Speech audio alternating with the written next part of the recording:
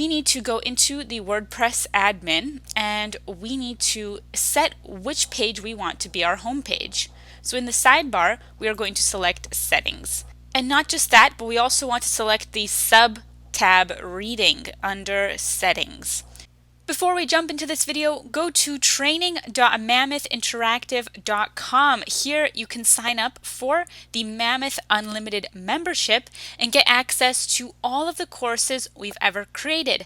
That's over 2,000 hours of content. Here we can set what we want our homepage to be, your homepage displays.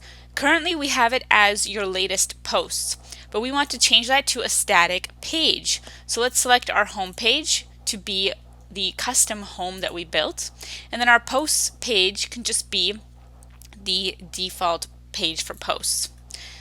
Blog pages show at most 10 posts. Syndication feeds show the most recent 10 items. For each post in a feed, we include the full text.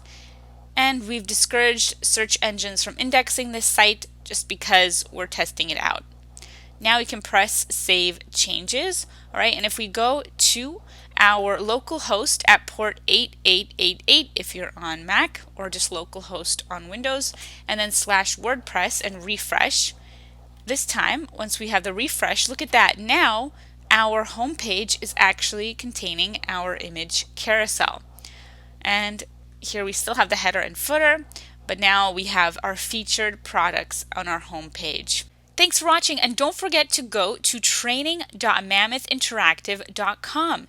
Here you can sign up for the Mammoth Unlimited membership, where you can get access to over 350 courses that we've created.